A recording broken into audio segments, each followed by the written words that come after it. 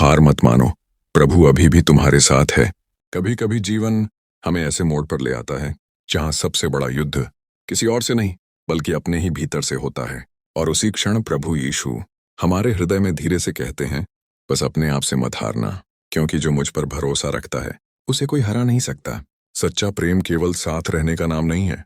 सच्चा प्रेम वह है जो आपकी इज्जत, आत्मा और भविष्य की रक्षा करे।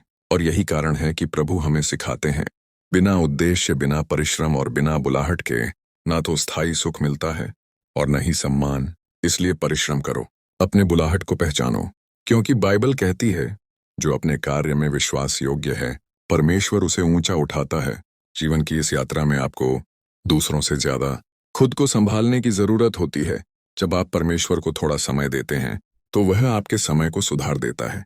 वह आपके टूटे कल को मजबूत कल में बदल देता है। कुछ लोग धोखा देकर भी स्वयं को सही मानते हैं और कुछ लोग धोखा खाकर भी खुद को दोषी मानने लगते हैं। लेकिन प्रभु कहते हैं, सत्य तुम्हें स्वतंत्र करेगा। मनुष्य की बुद्धिमानी चेहरे या कपड़ों से नहीं, उसकी आदतों और वाणी से प्रकट होती है। और जो व्यक्ति गलत को गलत कहने का साहस नहीं रखता, वह धीरे धीरे स्वयं भी उसी गलत में शामिल हो जाता है। जब आप अपनी कीमत पहचान लेते हैं तो समझ लीजिए आपने जीवन की आधी लड़ाइयां जीत ली हैं। क्योंकि यदि आप अपनी कीमत दुनिया को तय करने देंगे तो दुनिया आपको सस्ता समझेगी।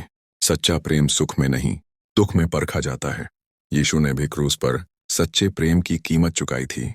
इसलिए दुख से मत घबराओ, क्योंकि जो सब कुछ हार जाता है उसके पास केवल एक रास्ता बचता है, परमेश्वर की ओर लौटने का। निराश मत हो, तुम्हारा अस्तित्व छोटा नहीं है। तुम वह कर सकते हो जो किसी ने सोचा भी नहीं। कुछ लोग कहते हैं, तुम बदल गए हो। हाँ, तुम बदले हो, लेकिन मसीह में बेहतर होने के लिए। आज का युग दिखावे का है। सच्चा प्रेम हारता दिखता है और झूठी मुस्कान जीतती नजर आती है।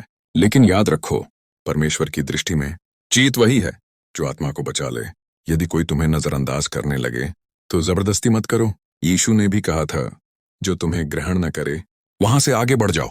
तन्हाई हमेशा अभिशाप नहीं होती, कभी कभी तन्हाई ही परमेश्वर की गोद होती है।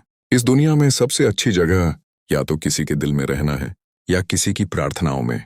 जो तुम्हारी खामोशी समझ जाए, समझ लेना वह तुम्हें सच में समझ गया। और अंत में, अगर तुम आज अकेले हो, थके हो, टूटे हो, तो ये याद रखना, तुम समाप्त नहीं हो, तुम तैयार किए जा रहे हो। जैसे बीज मिट्टी में अकेला रहता है तभी वह वृक्ष बनता है, वैसे ही यह एकांत तुम्हें मजबूत बना रहा है। प्रभु यीशु मसीह तुम्हारे साथ हैं। हार मत मानो, तुम जाग रहे हो,